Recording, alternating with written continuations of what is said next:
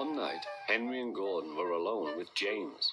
Although the Fat Controller was beginning to think well of him, whenever a chance came, the other engines would talk of nothing but bootlaces. "Remember the time one had to be used to get you out of trouble, James," they would tease. James tried to get his own back, talking about engines who got shut up in tunnels and stuck on hills. But they wouldn't listen. "You talk too much, little James," said Gordon. "A fine, strong engine like me has something to talk about. I'm the only engine who can pull the express. When I'm not there, they need two engines. Think of that. I've pulled expresses for years and have never once lost my way. I seem to know the right line by instinct." Every wise engine knows, of course, that the signalman works the points to make engines run on the right lines. But Gordon was so proud he had forgotten. "Wake up, James," said Gordon next morning. "It's nearly time for the express." "What are you doing? Odd jobs?" "Oh, well, we all have to begin somewhere, don't we? Run along now and get my coaches. Don't be late." James went to get Gordon's coaches. They were all shining with lovely new paint. He was careful not to bump them, and they followed him smoothly into the station, singing happily, "We're going away, we're going away." "I wish I was going with you," said James. "I should love to pull the express and go flying along the line." Gordon, with much noise and blowing of steam, got ready to back onto the train.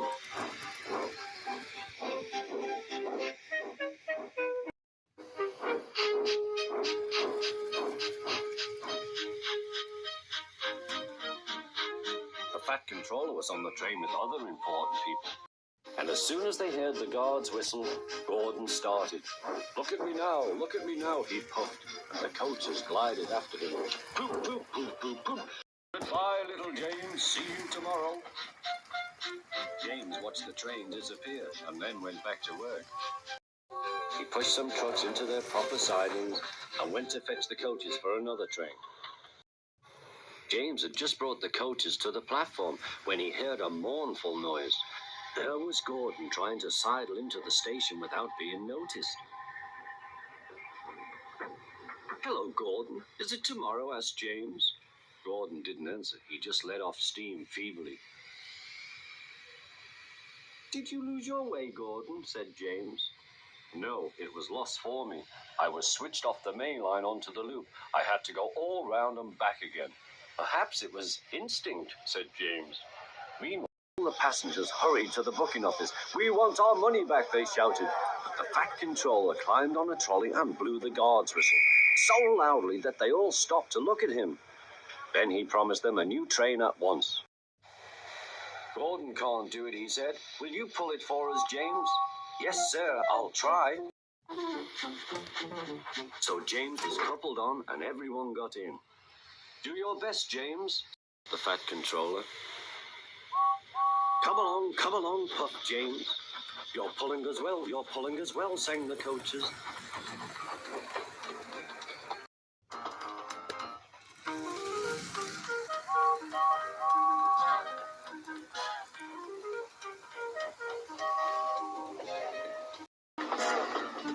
Bridges and stations flashed by, the passengers cheered, and they soon reached the station.